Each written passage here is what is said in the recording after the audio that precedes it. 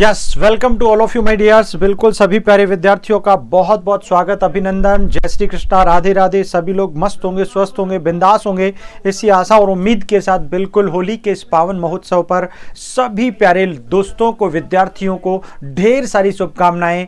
इस बिल्कुल रंग बिरंगे इस महोत्सव में आप सभी एक दूसरे को मिठाइयाँ खिलाते हुए अपने जिंदगी के उस स्वर्णिम भविष्य की ओर हमेशा आगे बढ़ते रहें, इसकी मैं शुभकामनाएं आपको प्रेषित करता हूं मित्रों।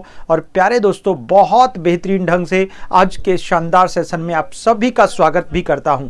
चलिए मित्रों, तो बात करते हैं आज का महत्वपूर्ण सेशन, जो आपको एजुकेशन साइकोलॉजी के संदर्भ में मैं आपका प्यारा सा दोस्त संजय शर्मा आपके साथ सामने फिर हाजिर हूं। और मित्रों, आपसे बात करूंगा बहुत ही शानदार से एक सुपर क्लास के सेशन की, जिसमें हम एजुकेशन साइकोलॉजी का वो बेहतरीन सेशन का डिस्कशन करने वाले हैं जो आपको पात्रता परीक्षा रीट जो निकट भविष्य में होगी, और साथ साथ सेकंड ग्रेड और फर्स्ट ग्रेड, जैसा कि आपको पता है राजस्थान में बम्पर भर्तियों की बिल्कुल आगाज होने जा रहा है। और क्योंकि ये सरकार का भी अंतिम वर्ष है, और अंतिम वर्ष में आप बहुत अच्छा अपने स्वर्णिम भविष्य की बिल्कुल अपेक्षा और उम्मीद कर सकते हैं। और प्यारे दोस्तों, लेकिन ये तभी संभव है जब आप क्लास में रेगुलर बने रहते हैं और क्लास को अच्छे ढंग से लाइक और शेयर करते हैं, सेशन को पूरी तरीके से, पूरी ईमानदारी के साथ। तो प्यारे दोस्तों, अब शुरुआत करते हैं आज के शानदार इस सेशन का। चलिए, तो आज का पहला क्वेश्चन बहुत ही गजब का है, जो बिल्कुल आपसे ऐसे ही पूछा जा सकता है। शानदार क्वेश्चन है माय डियर। मनोविज्ञान का इतिहास कितनी श्रेणियों में बटा हुआ है? बहुत ही प्यारा क्वेश्चन है, जिसको हम मोस्ट इंपोर्टेंट भी लगा सकते हैं, ठीक है ना, और लगाना चाहिए। Into how many categories is the history of psychology classified? My dear, बहुत सारे विद्यार्थी 4 पढ़ते हैं, लेकिन 4 तो इसकी अवस्थाएं हैं, ना कि ये तो केवल अवस्थाएं हैं, जिसको आप पढ़ते हैं 16वीं सदी के रूप में, आप पढ़ते हैं 17वीं सदी के रूप में, आप पढ़ते हैं 19वीं सदी के रूप में, और आप पढ़ते हैं 20वीं या 21वीं सदी के रूप में। माय डियर, ये तो इसकी अवस्थाएं हैं, इसका विकास है ना, विकास की अवस्थाएं हैं, लेकिन 5 नहीं है, तो इसका 2 इसका राइट आंसर होगा। और 2 कौन कौन सी है मैं आपको बता दूं। एक है आपका पूर्व वैज्ञानिक काल है, जिसे हम प्री साइंटिफिक एज के नाम से जानते हैं, और दूसरा है उत्तर वैज्ञानिक काल या वैज्ञानिक काल। तो मित्रों, ये 2 श्रेणियों में बटा हुआ है मनोविज्ञान का इतिहास, इसीलिए इसका राइट और बेस्ट आंसर आपका सी हो जाएगा। गजब का क्वेश्चन है, पहला ही क्वेश्चन इतना धमाकेदार है, जहां पर दुनिया भर के सारे बच्चे गलतियां करते हैं।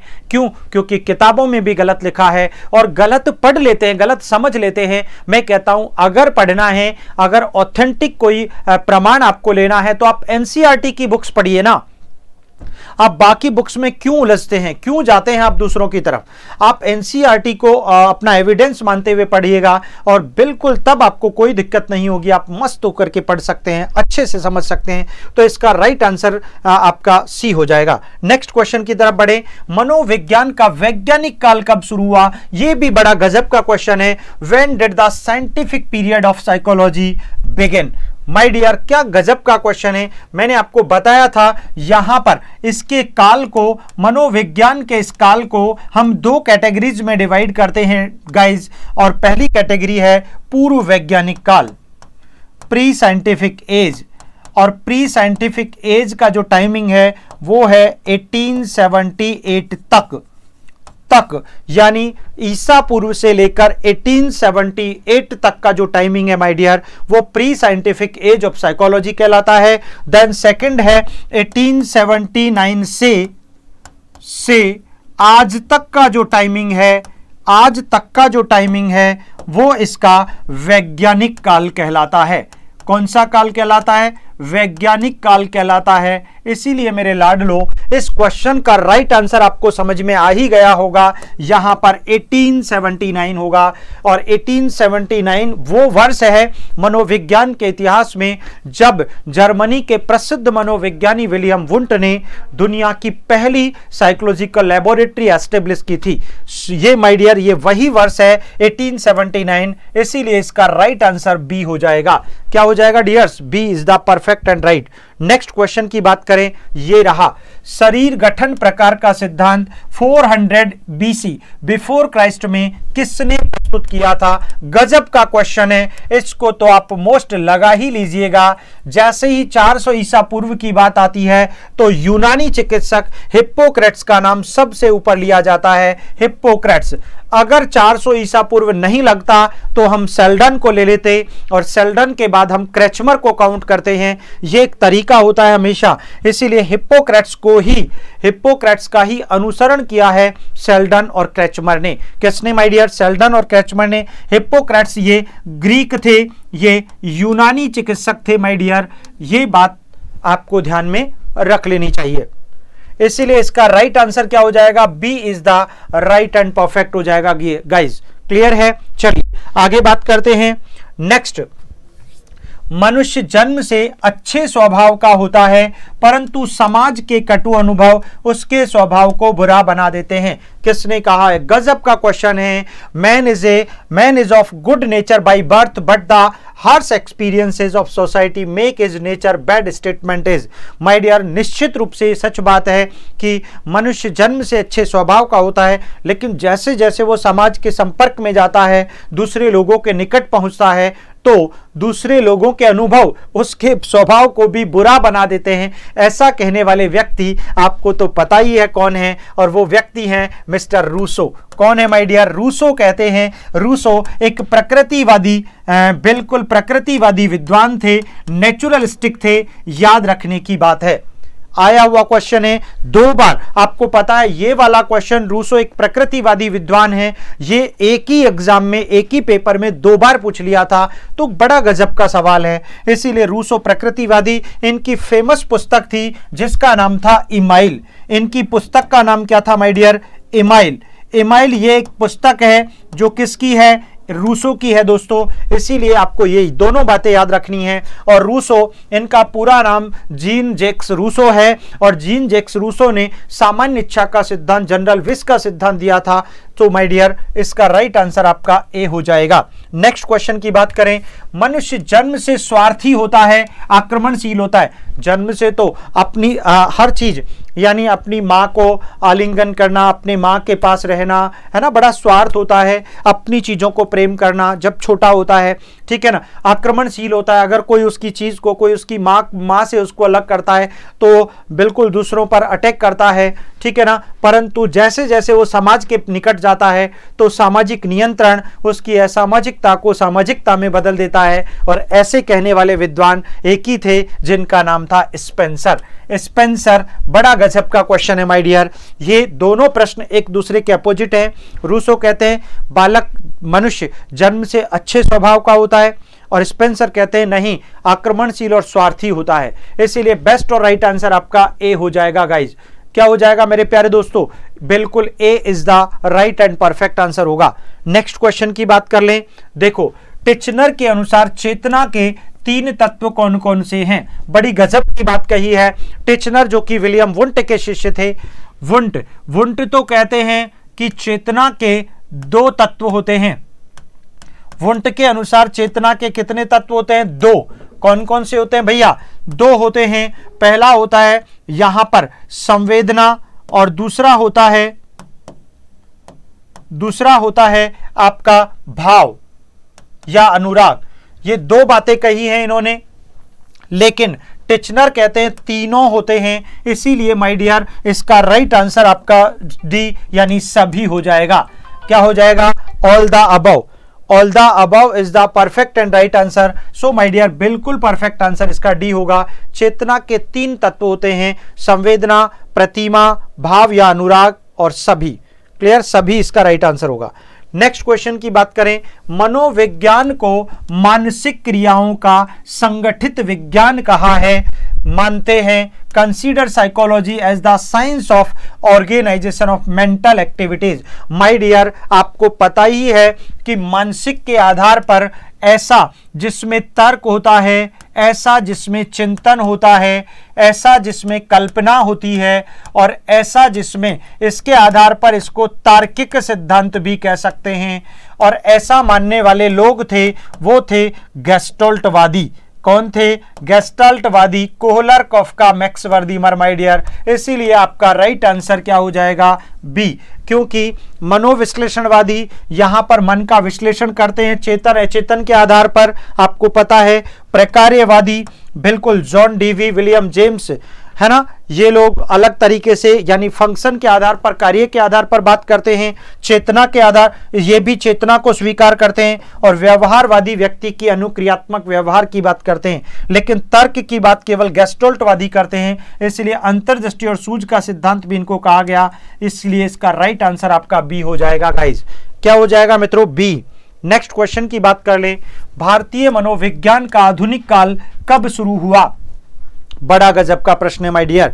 अगर आपसे पूछा जाता विश्व में मनोविज्ञान का आधुनिक काल कब शुरू हुआ, तो जब 1879 में विलियम वुंट ने जर्मनी के लिप्जिग शहर में पहली मनोवैज्ञानिक प्रयोगशाला स्थापित की, तब जाकर विश्व में आधुनिक मनोविज्ञान की शुरुआत हुई। लेकिन भारत में कब हुई? भारत में भी माय डियर कब हुई आधुनिक मनोविज्ञान काल की शुरुआत? आपको पता ही है 1915 में हुई थी, जब कलकत्ता विश्वविद्यालय में डॉक्टर एन सेनगुप्त ने डॉक्टर एन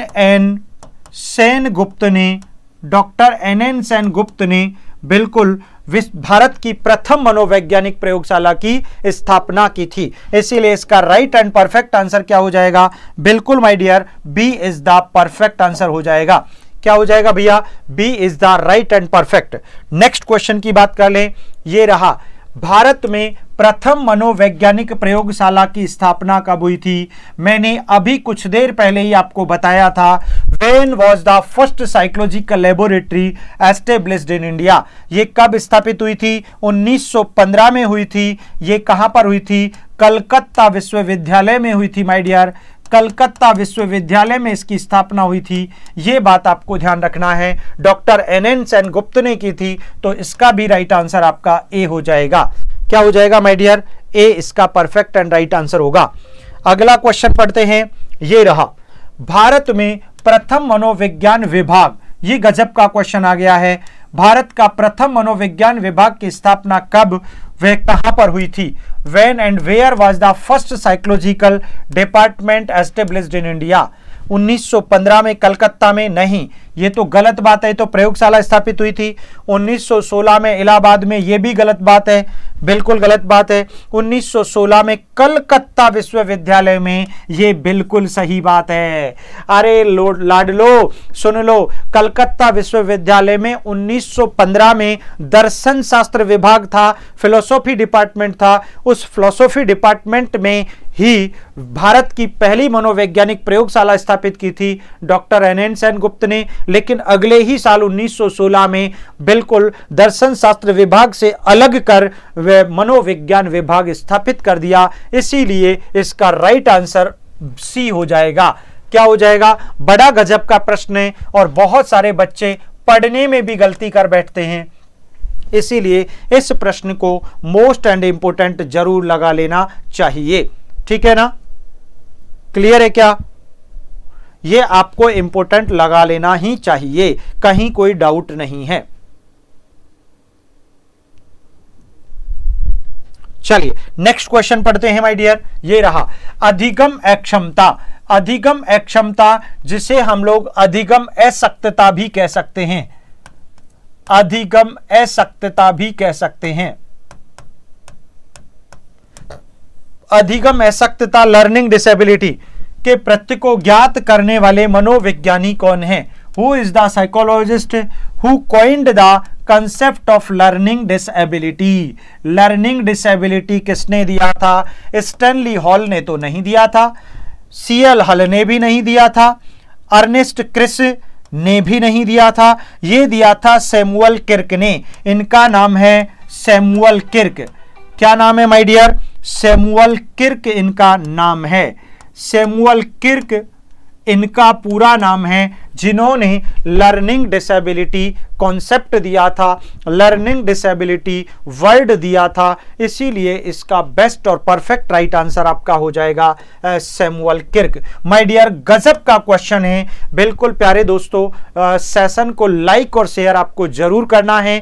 इसमें तो कोई कोताही, कोई कंजूसी मत करो यारो, बिल्कुल, क्योंकि होली के इस बहुत ही शानदार रंगों के इस त्योहार पर आप सभी अपने मित्रों के साथ, आप सभी अपने परिजनों के साथ बिल्कुल अपने स्वर्णिम भविष्य की एक दृढ़ संकल्प कामना कर रहे हैं। बिल्कुल आपको ऐसा ही आपका भविष्य सुनहरा होगा, आप अपने लक्ष्य को प्राप्त करोगे, ये बिल्कुल मैं भी आपको अपनी तरफ से, अपने परिवार की तरफ से आपको शुभकामनाएं प्रेषित करता हूं।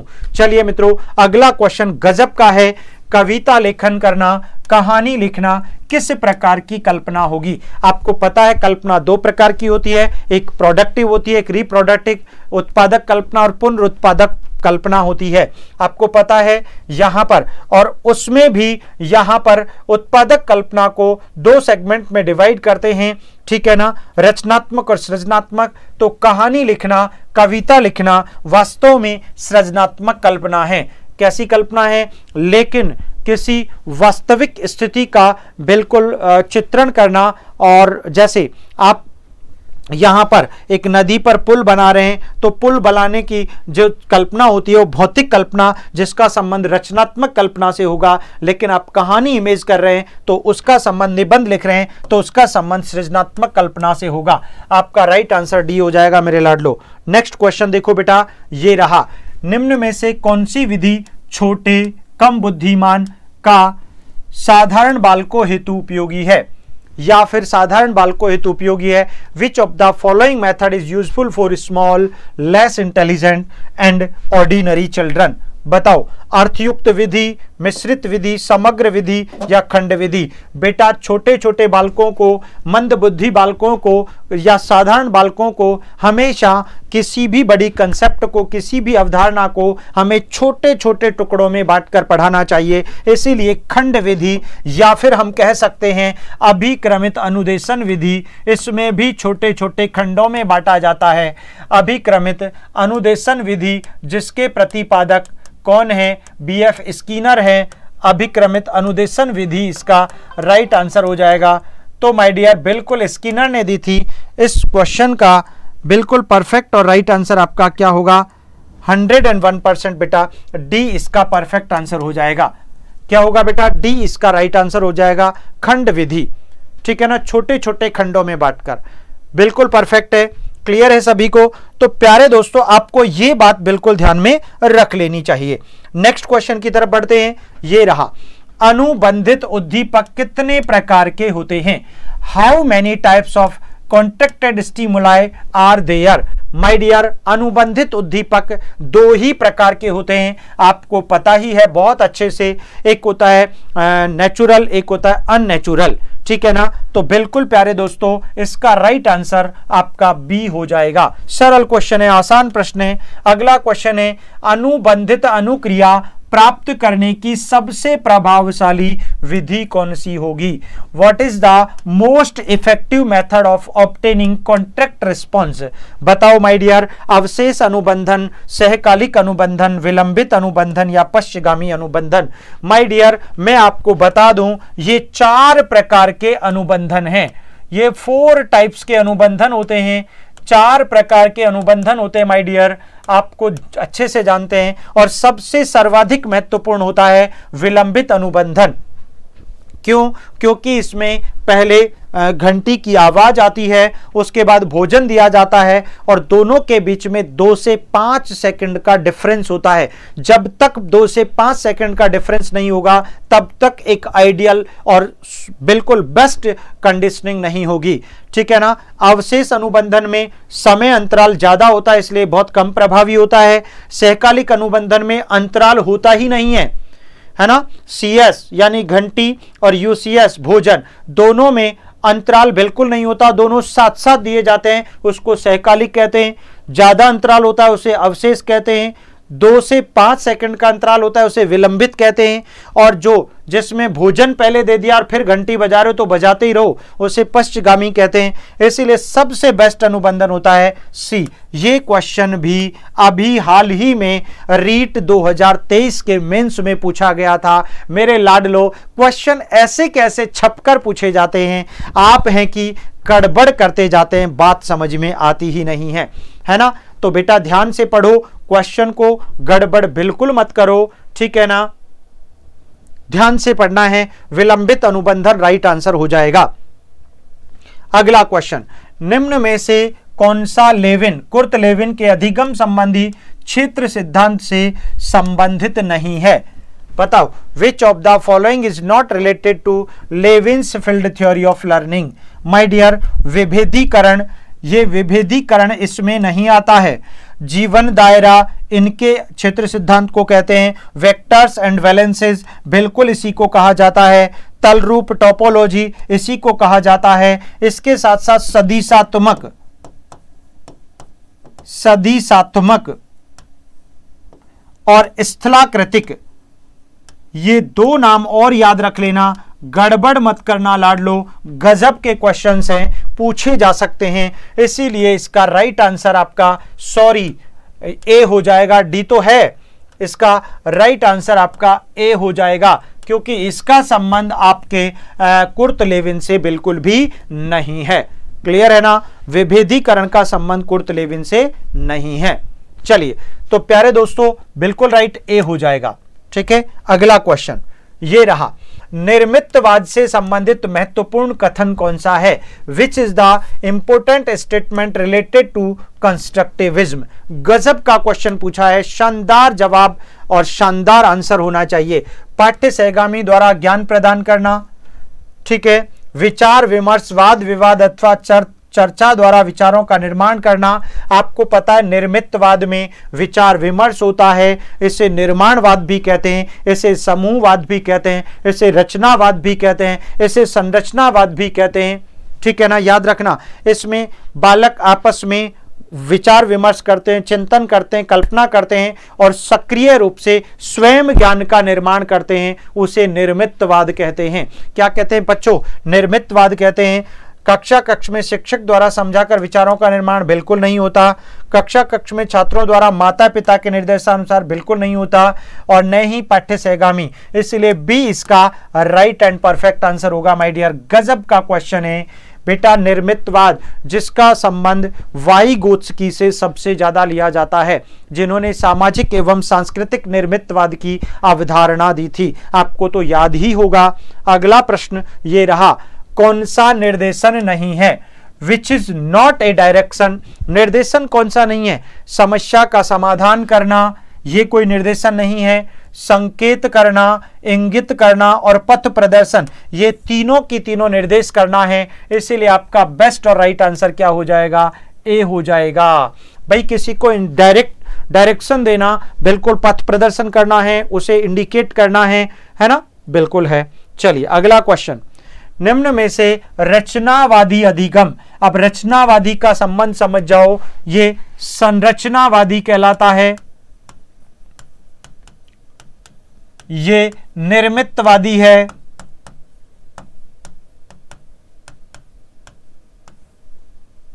ठीक है, ये निर्माणवाद है,